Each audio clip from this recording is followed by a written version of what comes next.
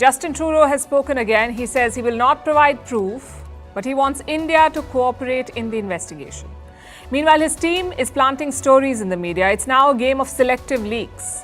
One report says Indian diplomats in Canada were spied upon and their exchanges are a giveaway. Meanwhile, Trudeau's ratings are falling. A new poll is out. It says if Canada were to hold an election today, Trudeau would lose. We'll bring you the details, the analysis and the impact it is having on people. In other news, China is back to its old tricks. It is targeting Indian athletes from Arunachal Pradesh. We'll tell you how India has responded. Nepal's Prime Minister is heading to China, and that too for 8 days. Why Zelensky is losing allies as the war in Ukraine drags on. How it was Sudan versus Sudan at the United Nations General Assembly. Why Europe is targeting Russian diamonds and how it may hurt India. And South Korea's new law to protect teachers. All this and more coming up. The headlines first. Ukraine attacks Russia's Black Sea Fleet in Crimea. A Ukrainian missile struck Moscow's naval headquarters in Sevastopol. This is the latest assault by Kiev on the peninsula. Ukraine has vowed to recapture Crimea, which Russia annexed in 2014. Iran and Djibouti restore ties after 7 years. The decision comes after Iran and Saudi Arabia resumed diplomatic relations. In 2016, the African nation had severed ties with Tehran in support of Riyadh. Djibouti sits on one of the world's busiest shipping routes. Thaksin Shinawatra could act as an advisor to the new government of Thailand. His party leads the ruling coalition in the country. Thaksin is currently serving a jail term after returning to Thailand last month. The 74-year-old was ousted in a military coup in 2006. A blockbuster movie is scaring Chinese tourists away from Thailand. The Chinese movie No More Bets talks about cybercrime in Southeast Asia. It shows an unnamed country very similar to Thailand. The Thai economy depends heavily on tourism, particularly from China. MotoGP says sorry to Indian fans after displaying a map of the country without Kashmir. Angry fans took to social media to protest, prompting the apology. The premier global motorbike competition is holding its first ever race in India. And this is a conference you won't be able to shake it off. Australia will host an academic convention on Taylor Swift. Swiftposium, as they call it, will be held at the Melbourne University next year. It will focus on Taylor Swift's impact on gender, literature and the economy.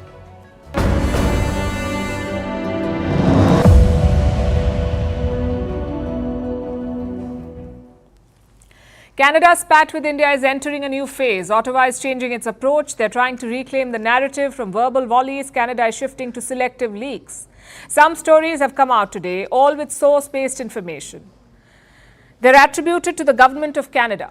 None of these officials is speaking on record. Different Western media outlets have published these stories, all with similar conclusions. Broadly, there are 3 takeaways. 1, Canada is apparently sitting on clinching evidence. There is some secret intelligence, and it's been gathered through questionable means.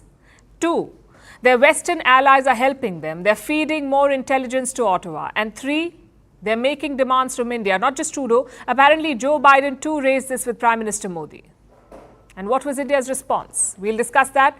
Let's start with the leaks. The first one came from Canada itself. Their public broadcaster published this. It basically says Canada is not lying. It does have intelligence. But what kind of intelligence? Both human and signals intelligence. Apparently enough to establish a link between India and the death of Nijjar. Now, a quick recap here. Canada is investigating the death of this man, Hardeep Singh Nijjar. He died in a shooting incident in the month of June this year. He is a Khalistani, a sanctioned terrorist. He ran a banned terrorist outfit out of Canada. Nijjar was also involved in the Khalistan referendum. He was whipping up support for the breakup of India and for a separate Khalistani state for Sikhs. Now, this is a separatist terrorist campaign. Canada is giving such groups a safe haven. And now it says it has credible intelligence linking India to Nijjar's death. This report was published today. It talks about the intelligence gathered so far. And what kind of proof does Canada have? We do not know that. Not yet. The report does not give details. All it says is Ottawa has proof against Indian diplomats. It has communications which could be relevant to this case. That's all. Now, 2 problems with the so-called proof. 1, the world still doesn't know what it is. And if and when it does come out, it will have to be scrutinized. Problem number 2, were Indian diplomats snooped upon? It seems that they were. Indian diplomats were being watched in Canada, not just by Canadian sleuths, but also by Canada's allies. We are talking about the Five Eyes, the intelligence sharing alliance, Canada, the US, the UK, Australia, and New Zealand. These are the Five Eyes members. Reports say one of these Five Eyes members had intel about Indian diplomats and they passed it on to Canada. Is that legal? Can diplomats be spied upon? Do they not enjoy certain protections? Well, they do. Diplomats have special rights. Their rights are spelled out in the Vienna Convention. It doesn't say very much about spying in particular, but it does talk about the protection and privacy of diplomatic missions, diplomatic bags, and diplomats themselves from any persecution and prosecution, rather. Did Canada or its allies violate any of these rules? It's hard to say because we don't really know how they gathered the evidence they claim to have. Yesterday, Justin Trudeau spoke again. He refused to release the evidence, but he called on India to join the investigation. There is no question that India is a country of growing importance and a country that we need to continue to work with, not just in the region, but around the world. And we're not looking to provoke or cause problems. That's why we call upon the government of India to work with us. Trudeau is just repeating himself here, while his officials are going around planting stories. Let me show you another one. This is about Canada's claims again. It says Biden discussed the case with Prime Minister Modi and it happened during the G20 summit. So what did Prime Minister Modi tell Joe Biden? That they don't know or they haven't written about. But when the Indian Prime Minister spoke to Justin Trudeau during the very same summit, he rejected his claims. And India has been firm in its rejection. It's unlikely to change. What is America's position? Here's what the White House said.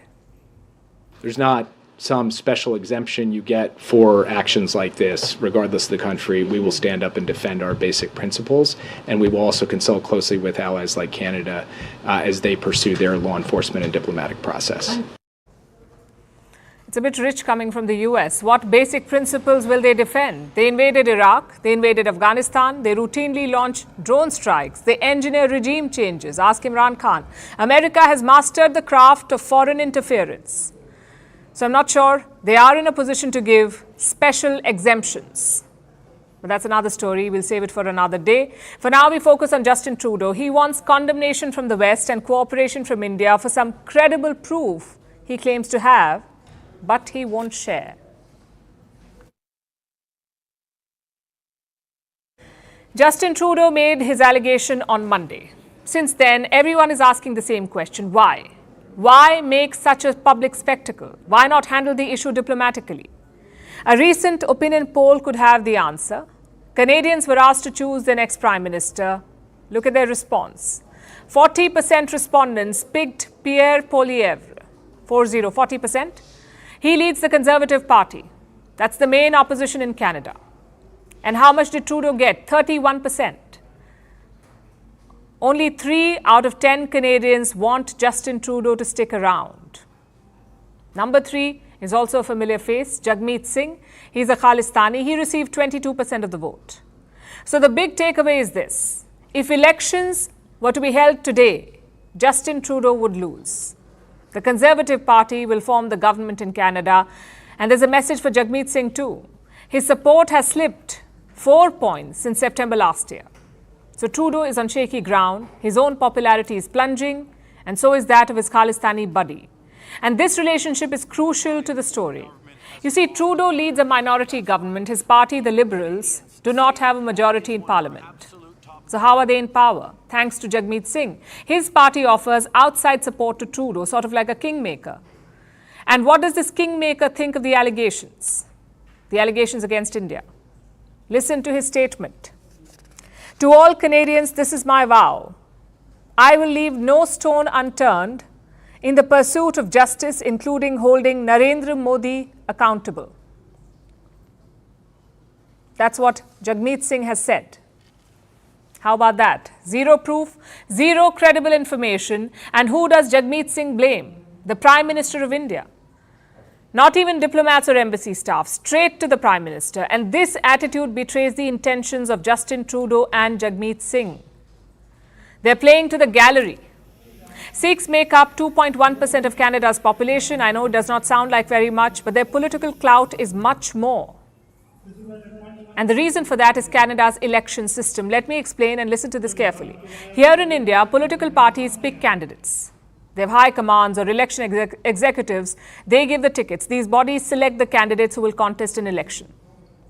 Canada has a different system. Many commentators call it pay to play. The Canadian system, pay to play. Let's assume you want to contest, you want to run in an election. Then you must mobilize voters from your party. They have to gather, submit a form and pay a fee. Only then will you be nominated. Who would you call for something like this? Maybe family or friends or colleagues. But what if you had an organized religious congregation, one where every family knows the other? One where every family is relatively well off. That's the Sikh community in Canada. And within that community, Khalistanis have an upper hand. We've seen their rallies and referendums. Clearly, mobilization is not a problem for them. And this faulty system has poisoned Canadian politics. A minority within a minority has hijacked the narrative in Canada. And leaders like Justin Trudeau are playing along. Same within his own party. Some within, rather, his own party are calling him out. Like Chandra Arya. He's a Liberal Party lawmaker. He says terrorism cannot be glorified as free speech. Listen to what he said.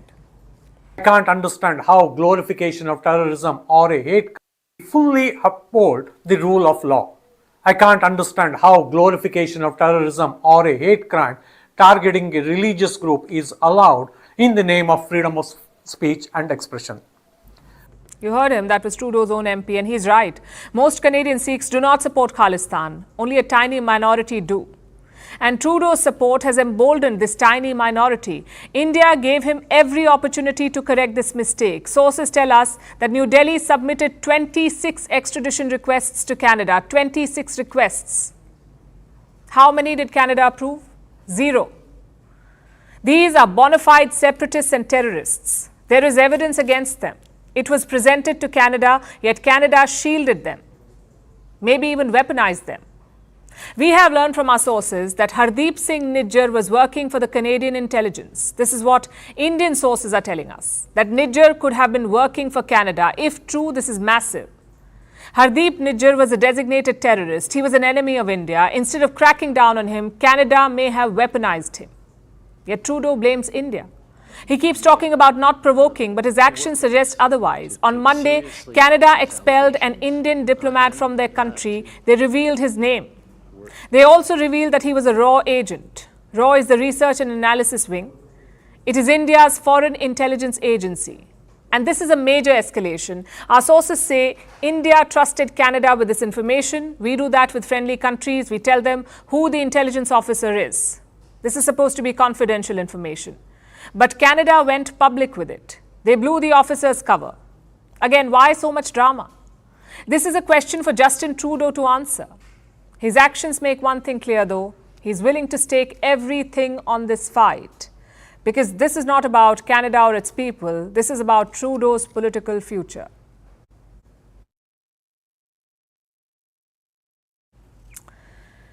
This is like a boxing match now. Both sides are trading blows. But what about the people caught in between? Real lives are being affected, first by Canada's appeasement of Khalistanis and now by Justin Trudeau's dramatic actions in support of a sanctioned terrorist. Yesterday, India closed visa services to Canadians.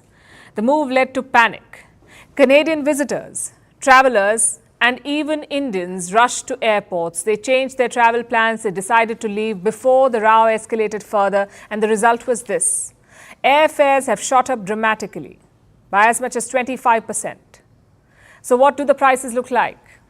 $1,000 for a round trip, economy class from New Delhi to Toronto or Vancouver. $1,000, this was the usual rate.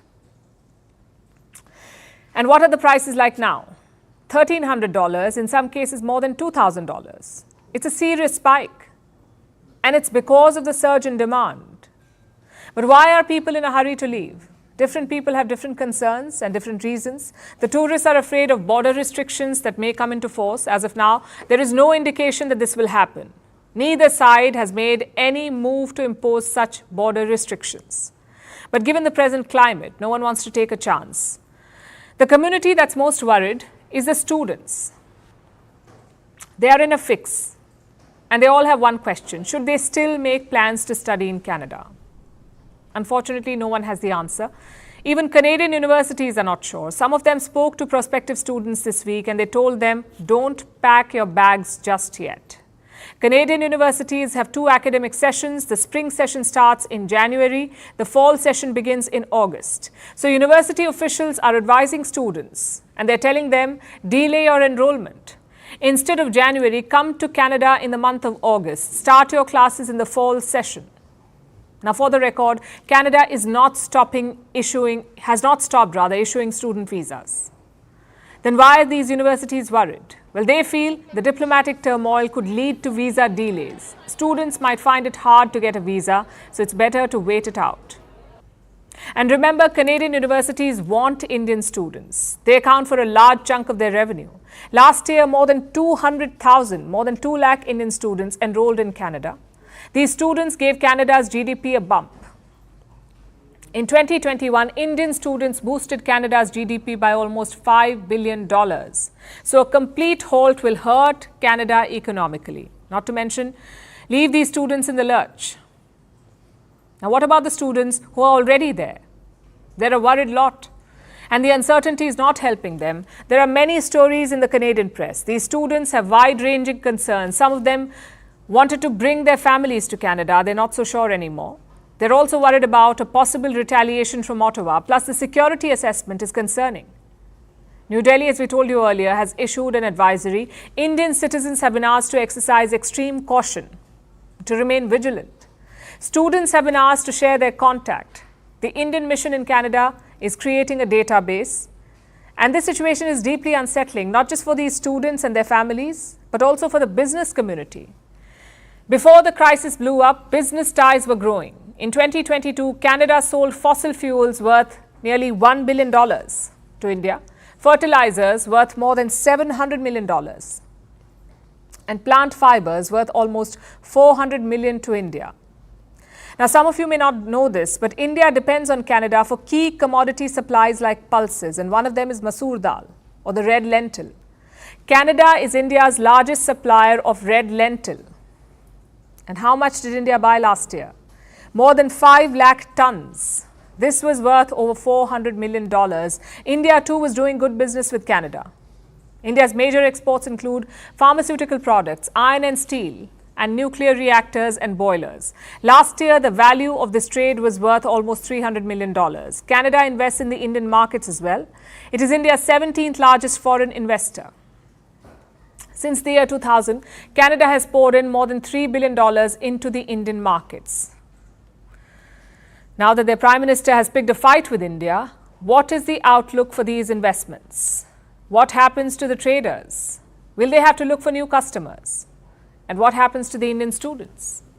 Their fate hangs in the balance.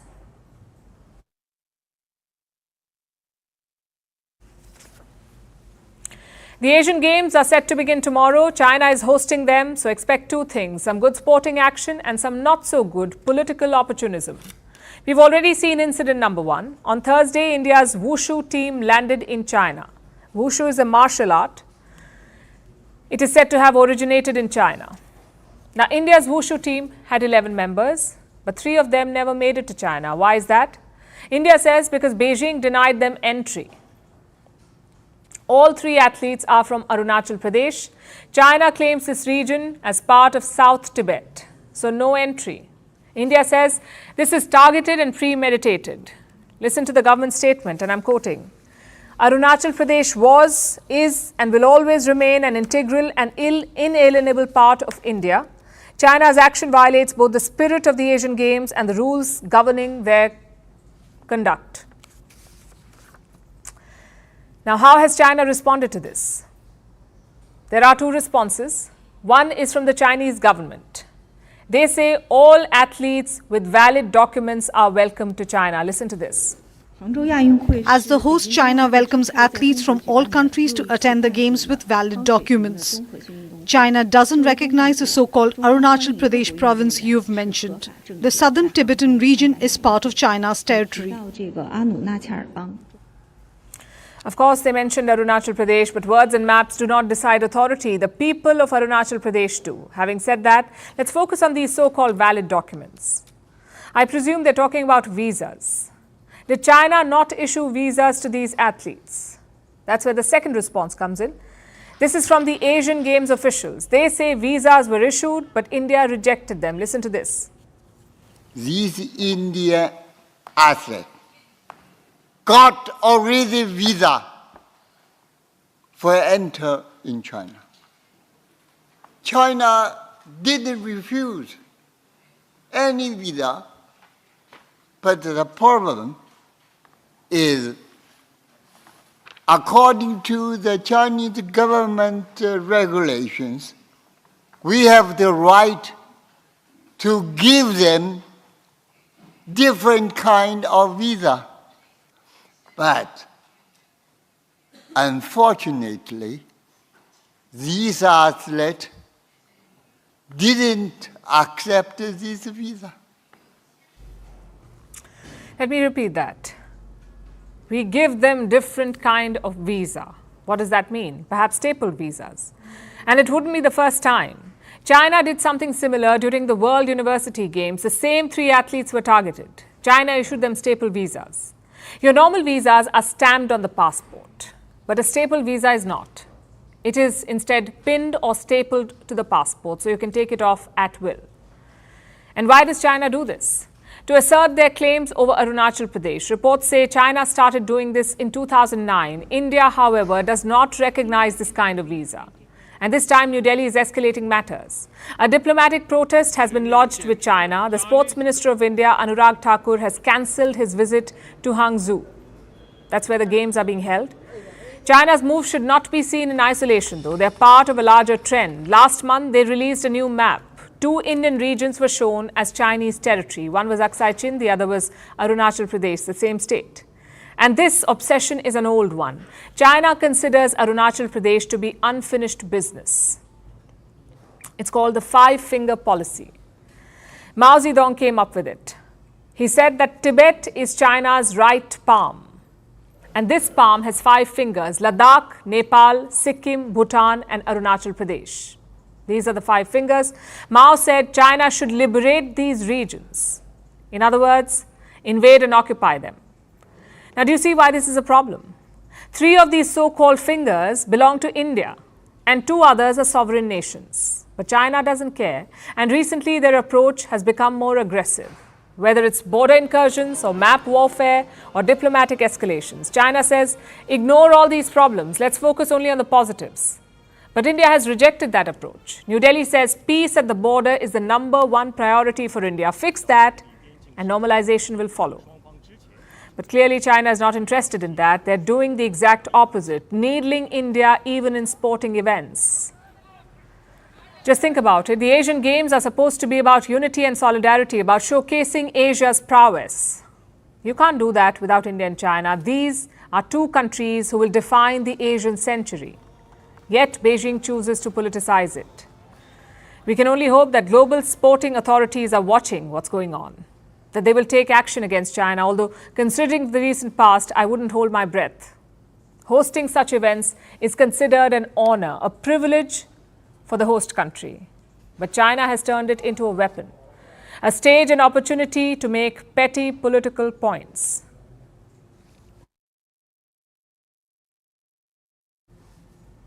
I mentioned the 5 fingers.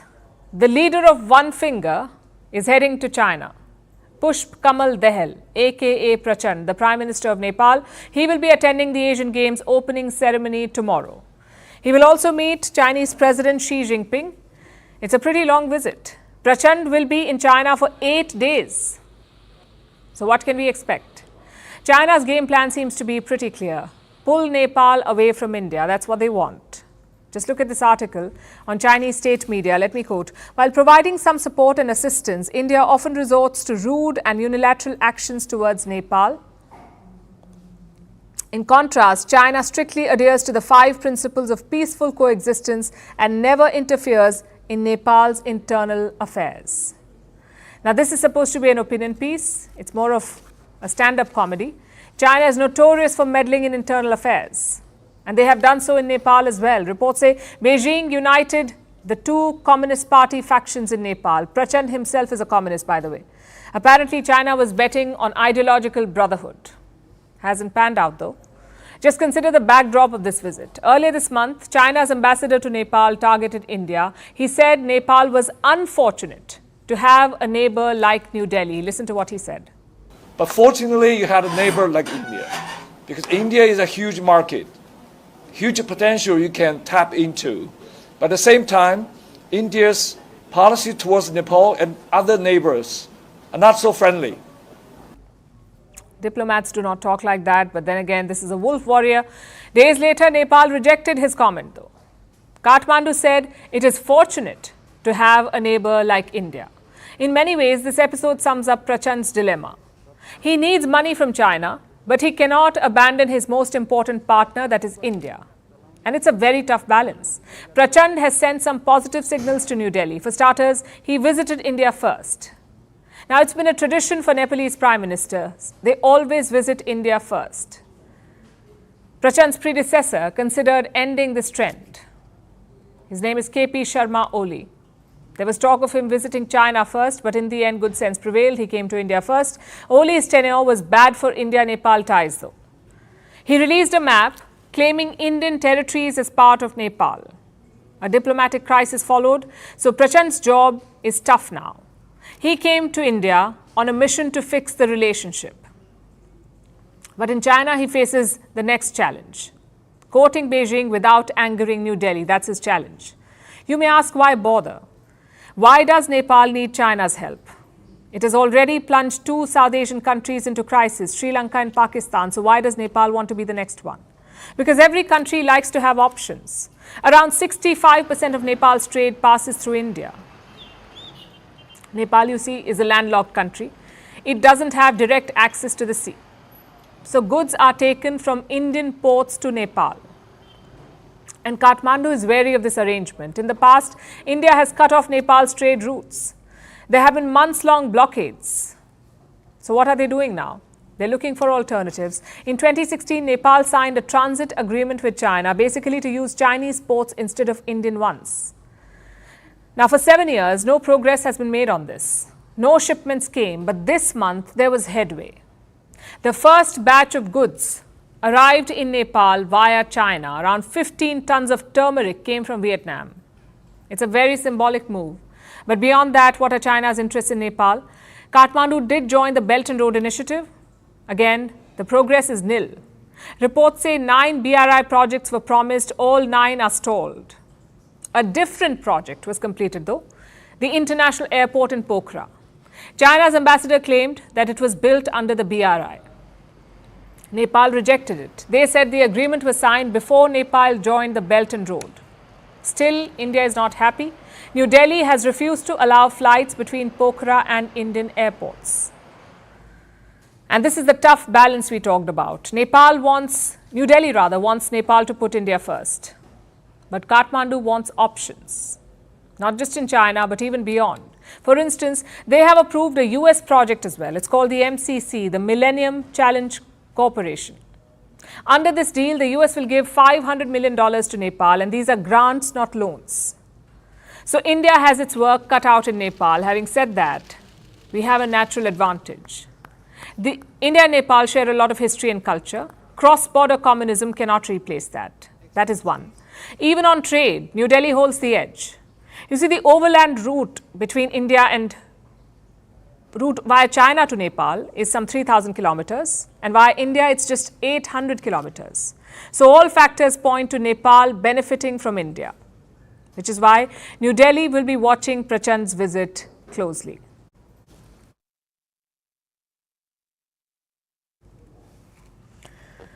When the war broke out in Ukraine last year, the West jumped into action. Nations gave weapons to Ukraine. Europe took in millions of refugees. There was widespread condemnation and a general sense of unity. But 576 days later, the feelings are a little different. On paper, there may be unity, but on ground, the political knives are out for Kiev. Volodymyr Zelensky got a taste of this yesterday. He was in Washington to shore up support, but it wasn't all rosy. The last time Zelensky was in Washington, he got a hero's welcome. This time, it was a mixed reception. On one side, there were his supporters like Joe Biden. He greeted Zelensky at the Oval Office. He announced a new aid package. This one's worth $325 million.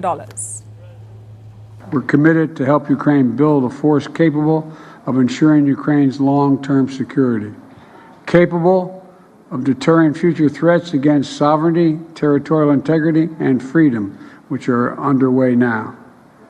Because that's what this is all about, the future of freedom. America can never, will never walk away from that.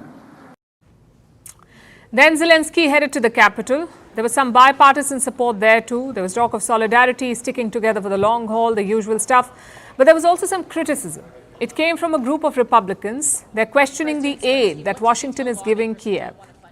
Most of these Republicans are Trump supporters. They supported Ukraine last year, but now they're skeptical. So support for Kiev has drawn a fault line over Washington. And it starts with Donald Trump. Trump claims that he will end the war in a day if he becomes president. And you would think that would be good news for Ukraine, but it is not. It's a pledge that's more likely to help Putin. And Zelensky knows this, which is why his latest trip was like a preview, a glimpse of what could be in store if Trump becomes president in 2024. You see, for Kiev, America is like $1 million lifeline. They cannot risk losing it. But if Biden is not in power, they cannot bank on American support. Republicans are growing weary of this war, and so is the American public. So things could change in the blink of the eye, just like it did for Poland. When the war began, Warsaw was a firm Ukrainian ally. It sent military aid, it sent equipment, it took in refugees, it did everything that a good neighbor and friend would do. But now Poland seems to have abandoned Ukraine. We are no longer transferring any weapons to Ukraine because we are now arming ourselves with the most modern weapons. If you don't want to defend yourself, you should have what it takes to defend yourself. That's the rule we follow, and that's why we made larger orders of military equipment. That was the Polish Prime Minister. He says Poland is no longer giving weapons to Ukraine, and Zelensky only has himself to blame for this. He tried to dump Ukrainian grain in Poland, and this led to a drop in prices. The Polish farmers suffered, so Poland refused to take Ukrainian grain. They have an election coming up, and they do not want to upset their farmers and their voters. Poland's governing party chose their farmers over Ukraine. And what did Zelensky do? He sued Poland. He filed a complaint at the World Trade Organization. There was a war of words. It turned into a full-blown crisis. And the losing party here is Ukraine, because right now for Poland, it's less about the grains and more about public sentiment. Same with Slovakia, another ally of Ukraine. The country is going to poll soon, and the front-runner is this man, Robert Fico. He is a pro-Russian populist. He has vowed to cut arms supplies to Ukraine. If he wins, Ukraine could lose another major ally. So from Slovakia to the United States, the picture is basically the same. The shadow of Ukraine fatigue is hanging over election campaigns, and this is a serious worry for Kiev. To win the war, they need support. And that doesn't seem so ironclad right now, because this is a war with no end in sight, and as things stand, Ukraine's fate seems aligned with the political destiny of its allies. If they win, Zelensky has a shot at winning. If they lose, he most certainly loses.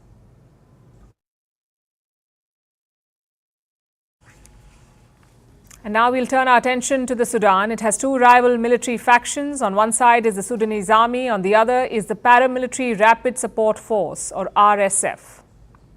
Now, they've been fighting in their country. Yesterday, they took the battle to the United Nations.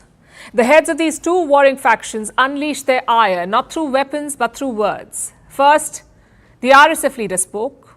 He was not there in person. He gave a rare video recording from an undisclosed location. Then the Sudanese army leader took the UN podium. So both sides made competing addresses, sort of like an international pick-me battle. It's one of the many awkward moments to have befallen the marble dais at the United Nations General Assembly. It has witnessed speeches that go from funny to downright bizarre. Here's a report. Since its inception, the UN General Assembly has been a forum for rigorous debate. The 193 members discuss the world's most vexing issues, be it development, poverty, or peace. This year, the UN General Debate opened on the 19th of September against a dark backdrop of the ongoing war in Ukraine, political crises in West Africa and Latin America, economic instability, climate change, and the Wuhan virus that just won't stop lingering around. In this high-level meeting, tempers often run high, leading to lofty declarations and audacious rhetoric, sprinkled with odd hilarity and awkward meltdowns. Speaking of awkward, Sudan comes to mind. Its two warring military factions indulged in a hasty battle yesterday. But instead of weapons, they used words as the UN witnessed an international pick-me battle. Sudan has two rival military factions. On the one hand is the Sudanese army, led by Abdel Fattah al-Burhan. On the other hand is the paramilitary Rapid Support Forces, or RSF, led by Mohammed Hamdan Dagalo, known as Hemedti. The two have been at war since April this year. At the UN, the two military heads were seen, well, butting their heads. We call upon the international community to designate these groups and their allies as terrorist groups that must be countered by all. They must be fought to protect the Sudanese people, the region, and the entire world. Then came army leader Burhan to counter Hemedti. The RSF is fully prepared to declare a ceasefire throughout Sudan. Dialogue should lead to a comprehensive political solution and the establishment of a civilian government. Both sides blamed the other for starting the war. No surprises there. But this wasn't the only anticlimactic moment at the UNGA. All eyes were also on the Security Council's meeting on Ukraine. Everyone seemed to be waiting for when Ukrainian President Zelensky and Russian Foreign Minister Sergei Lavrov would cross paths. But alas, they didn't. Zelensky left before Lavrov arrived. But there was no dearth of strange moments. As Zelensky denounced Russia as a terrorist state, the Russian ambassador was seen looking at his phone. In turn, when Lavrov claimed that Kyiv is violating the UN Charter, the Ukrainian ambassador returned the favor. He had his eyes on his phone. Fubbing at the UN? Seriously. In case you didn't know, fubbing is when someone snubs anyone in favor of a phone. But such oddities aren't rare at the UN. For years, its marbled dais has witnessed several of them. In 2017, Trump threatened to totally destroy North Korea.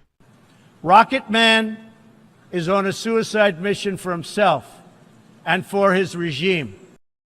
In 2012, Israeli Prime Minister Benjamin Netanyahu warned that Iran was months away from acquiring a nuclear weapon. He brought a diagram. A red line should be drawn right here. Now, nuclear science may be complex, but Netanyahu's diagram was basically a cartoon depicting a round bomb with a fuse.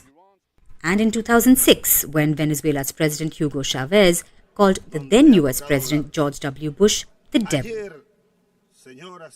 Yesterday, the devil was here in this same place. It still smells of sulfur, this podium where I am speaking.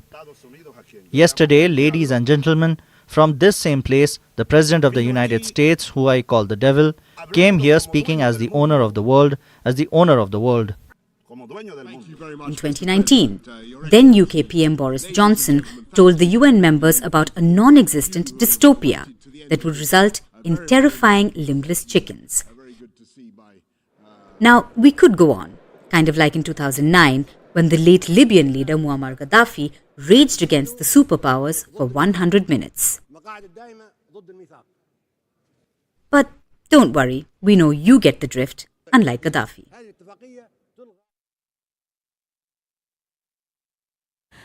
Our next story is about diamonds. They could be the latest casualty of geopolitics. There's a trade war brewing. The target is Russian diamonds, and the impact will be felt by India's diamond polishing industry. It's the biggest in the world, India's industry. India polishes about 90% of the world's diamonds.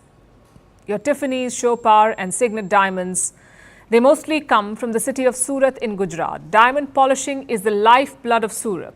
The Ukraine war is already hurting it.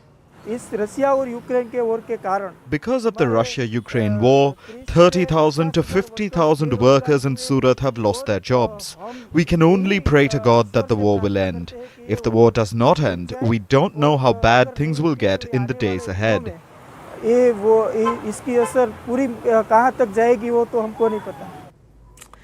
That was from last year. First, there was undersupply. Now there's a supply glut. So much so that India has asked Russia to pause, to halt the supply of diamonds. But there's no stability in the diamond market, and things may get a lot worse next year. That's because a new plan has been put in motion. The G7, along with Belgium, are working on this plan. They want to curtail Russia's multi-billion-dollar diamond industry.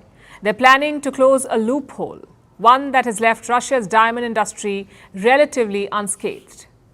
Approximately 40% of the rough diamonds have been imported from Russia, and that is through Alrosa mines. Okay, they are the miners from Russia, and that is a big quantity and the big amount also involved in it. Russia's Alrosa is the biggest diamond exporting group in the world. 1/3 of the company is state-owned, meaning the government of Russia directly benefits from diamond sales. And how much has it benefited? Last year, Moscow made about $4.5 billion from diamond exports. That may not sound like very much, but during a war, every little bit counts. And no one will say no to $4.5 billion US dollars. So Russian diamond sales have helped fuel the war in Ukraine. They allow Moscow to keep building its war chest. And this is common knowledge. Russia has faced 11 rounds of European sanctions. You know what's been missing? EU sanctions on Russian diamonds, they've not come. The US and the UK have sanctioned the Russian stones, but the EU avoided it so far. Do you know why? Personal interest. You see, most of the world's diamond trade goes through Antwerp in Belgium, and Belgium, of course, did not want this trade to stop. After all, diamonds are a big business. The US is the world's biggest buyer of diamonds, but the EU is not too far behind. So Belgium wanted to keep buying from Russia. Of the $4.5 billion that Russia made last year, $1.5 billion was from the European Union.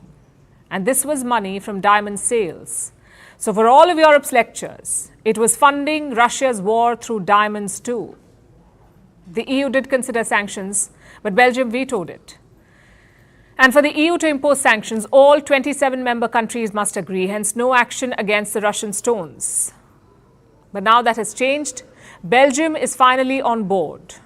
It has even come up with a way to identify Russian diamonds. The West wants to use two methods to track them: blockchain technology and physical checks. Countries will be able to track the origin of every stone they import, so they can effectively impose sanctions on Russian diamonds. You've had regulation which basically says that if the origin is Russia, so that sounds good, then it's banned basically. But actually what happens is the origin classification gets changed. So if the rough diamond makes its way, for example, to India, and then India manufactures and polishes the rough to a polished diamond, then the origin is changed to India, and then it's sold. This is what they call the Indian loophole. When a diamond is polished in India, its country of origin becomes India. And from here, it goes to fancy jewelry showrooms across the world. But finally, the EU is banning Russian diamonds and closing this diamond-shaped loophole. Not because it grew a conscience, but because business has fallen. Russian imports to Belgium have fallen by about 45%. This was in the first 3 months of this year compared to last year. So Belgium came on board because it's not making that much money anymore. But for these sanctions to be effective, the diamonds need to be tracked. And for that, India needs to be on board, which is why next week the G7 is sending officials to India. They'll try and convince New Delhi and Surat to help track Russian diamonds. Without India's help, the entire plan falls flat. The question is, will India agree? Surat is home to about 2 million diamond polishers. Times have not been great since the pandemic. Is it fair to ask them to sacrifice more now, especially since the EU agreed only after it saw It had nothing to lose.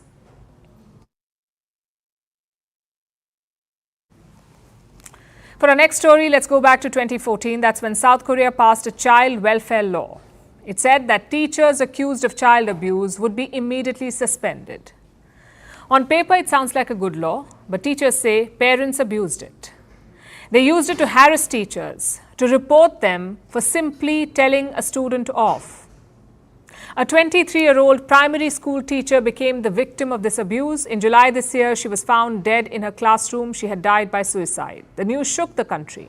Protests broke out across South Korea. Tens of thousands of teachers took to the streets. They demanded more rights in the classroom. This went on for about 9 weeks. Finally, the government has listened. South Korea has passed a new law, a law to protect school teachers. Our next report tells you more. In South Korea, this was a scene unlike any other. And since July last year, it's become an all-consuming issue for the country. The East Asian nation is known for its fiercely competitive schools. The society places a lot of weight on its education system. And by proxy, its students and their parents. No matter the school, no matter the family, expectations remain high. But students and parents weren't the only parties under a lot of stress. The teachers too were under pressure. Not because their work itself was impossible, but because the South Korean law didn't protect them. In 2014, the country passed a child welfare law. It dictated that teachers accused of child abuse would be automatically suspended. Teachers say that parents exploited this law. They presented teachers with excessive demands, like favoritism for their children, and they reported teachers for restraining a violent child or telling a pupil off. They say most schools had a culture of malicious complaints. A 23-year-old primary school teacher faced similar abuse. Regular complaints from parents became a source of constant anxiety. And in July, she killed herself. She was found dead inside her classroom. Many parents and students mourned her death. This is heartbreaking for every citizen in South Korea. How can this happen in the public education field? They studied hard to go to education schools and became teachers because they loved children. Why do they have to die like this in the classroom? Why do people who lead our country say nothing about this? The teacher's death had a massive impact on her colleagues across the country. This incident outraged them and sparked protests. Tens of thousands of teachers took to the streets. They were seen chanting and holding posters, all demanding one thing, that they get more rights in the classroom. Unnecessarily heavy workloads disturb class preparations. Teachers are protesting excessive complaints from students and parents, as well as inadequate legal mechanisms and a passive education office and education ministry.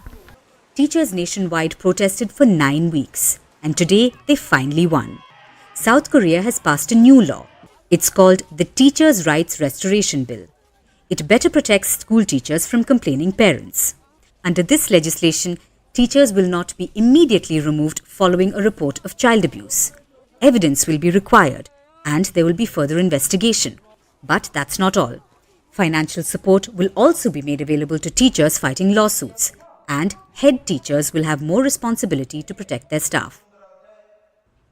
The Korean Federation of Teachers Unions has welcomed this decision, saying it would both protect the right to teach and protect students' right to learn. Though everyone isn't on the same page, some teachers say the new laws don't go far enough. The teachers want the Child Welfare Act amended. They want to improve its very definition, saying that merely disciplining pupils does not count as child abuse. The debate is still ongoing, but one thing is clear. This law may not be perfect, but for South Korean teachers, it's certainly a step forward. And now it's time for Vantage Shots, images that tell the story. The Ukrainian ambassador gave Pope Francis a teddy bear symbolizing the children killed by bombs in Ukraine. In a show of strength, Iran displayed drones and missiles at a military parade. And in Finland, 2 F-35 jets landed on a highway for the first time ever. For the first time in the world, in fact. Finally, we're taking you back in history. On this day in 1965, India and Pakistan agreed to a ceasefire after the Second Indo-Pak War. The war broke out when the Pakistani army attempted to take Kashmir by force. This war was seen as a strategic and political defeat for Pakistan. We're leaving you on that note. Thanks for watching. Have a great weekend.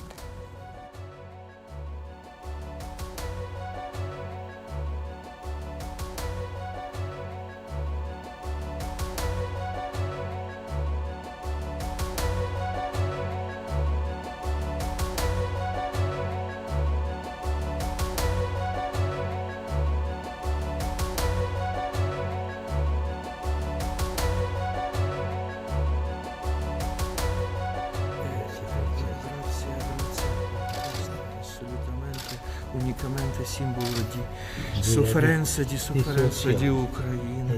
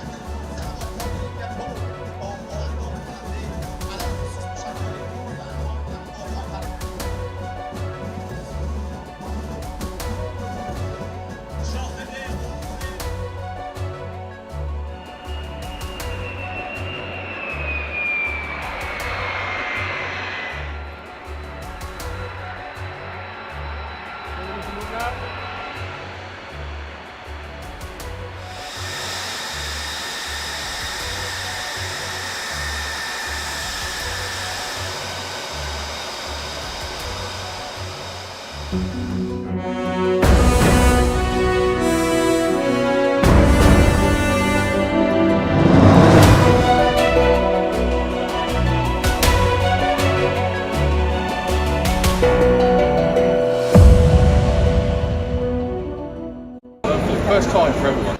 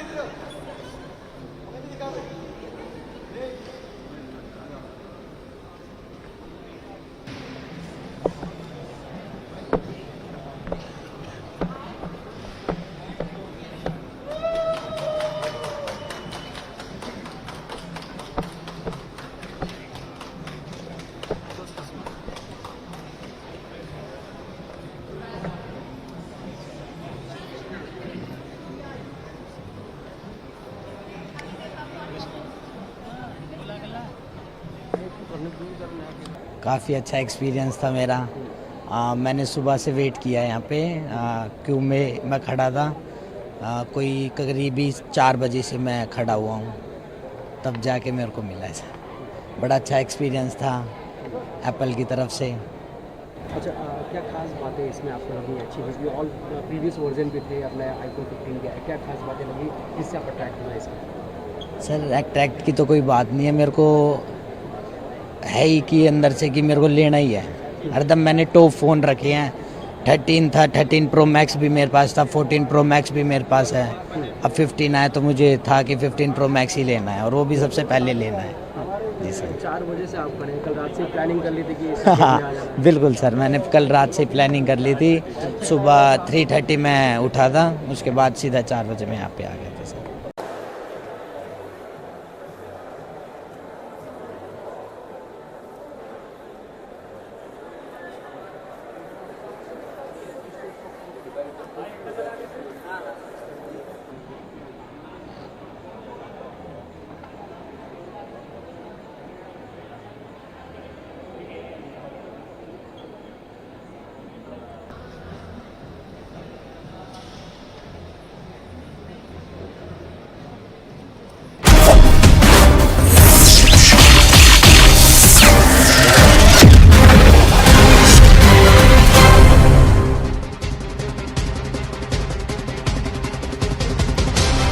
Namaste, Jai Hind, and welcome to this edition of The Right Stand. Yes, it's Shri Shakti in Parliament, ladies and gentlemen, with an overwhelming number and majority. The Nari Shakti Vandan Adhiniyam has been passed in both houses, 454 to 2 in the lower house or in the Lok Sabha, the House of Peoples, but in the upper house there was nobody who voted against this bill. 214 ayes overall, but the politics around this continues.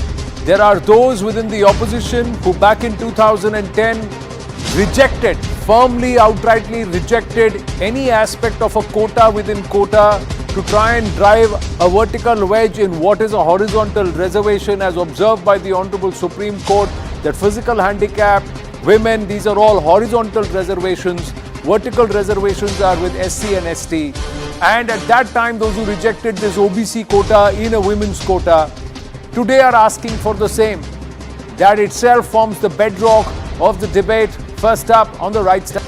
So although there was an overwhelming support and everybody voted for it, there were a lot of dissenting voices, and some of those voices surprisingly did a volte-face from about 13 years ago, ladies and gentlemen.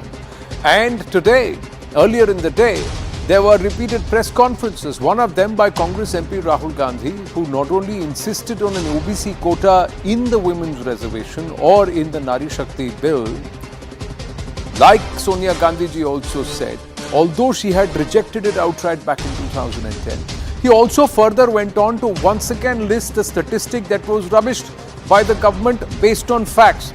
Now what he said is a statistic that shocked him. He said 3 out of 90 odd secretaries in the government are OBCs, and called it an insult to the community, and said they themselves, these secretaries, they especially have only 5% of the government's budget to disburse with or to try and do something with in terms of put into effect.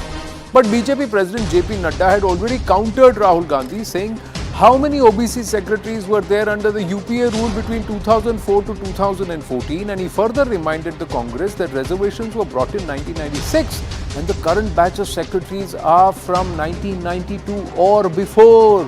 उस वक्त तो आरक्षण था ही नहीं. So how is it that this basic statistic has escaped?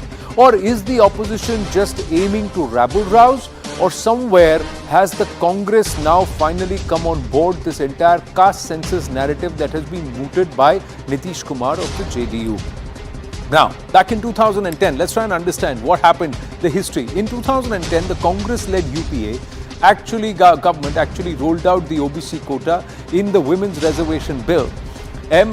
Veerappa Moily, then Union Law Minister, had given several reasons for not providing reservations for OBC in the Nari Shakti Vandan Adhiniyam, as it is called now. At that time, it was a women's quota bill.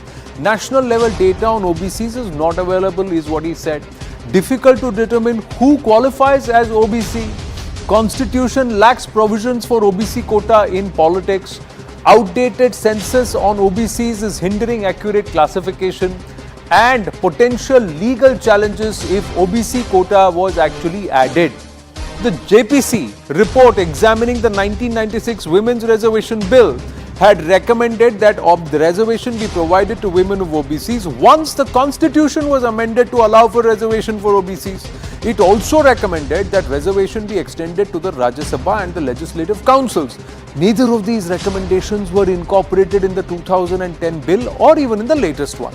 The Constitution, ladies and gentlemen, currently does not provide for reservation for OBCs in the Lok Sabha and in the Vidhan Sabhas. Here's what Geeta Mukherjee-led committee in 1996 had said. Quota for SC/ST is permissible under the Constitution. No provision for OBC reservation. No provision for OBC reservation in the Constitution. Extend the quota to OBC women at the appropriate time when the required provisions have been made. Sub-quota for OBCs after the Constitution permits. But the Congress's demands of including OBCs a complete 180-degree turn from their earlier stand. The demand is one-third quota for OBCs. It's not there in the 2010 bill.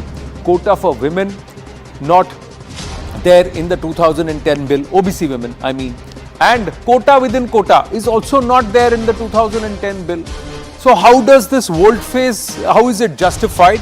And when you detail out facts or make an argument, should you not go down to get to the bottom of the argument and get your research right? These are questions that remain, that have been asked. So, is this a bogus card that's been led by the opposition? Is it an opposition bogus card? Or is it the groundwork being set for a demand that could perhaps now start gathering volume in the build-up to Lok Sabha 2024? Sanju Verma, national spokesperson of the BJP, with us, and we also have Sanjay Jha, political analyst who leans away from the BJP. Let's say that is something he's got absolute clarity about. So Sanjay Jha ji, please let me know. Namaste and Jai Hind to the lady and the gentleman. First up, congratulations to all of us that something that's been pending for nearly 3 decades has finally seen the passage through Parliament, and that too with agreement across the corridor. And that is, I think, fantastic, because Shri Ganesh अच्छा हुआ है कि सबकी सहमति से, सर्वसम्मति से कोई अधिनियम पास हुआ है. So that's a good tiding. But Sanjay Jha, what's behind this entire OBC demand? What's the real game here? Okay. Anand, good evening. It's always good to be on your program when we have a very mature, civilized conversation and nobody butts in to interrupt the other. And I'm sure we'll maintain that respect and protocol here today. You started your program by saying how the opposition, particularly the Congress, seems to have done a U-turn on certain aspects of the Women's Reservation Bill. Now, let me tell you, politics and policy always is fluid.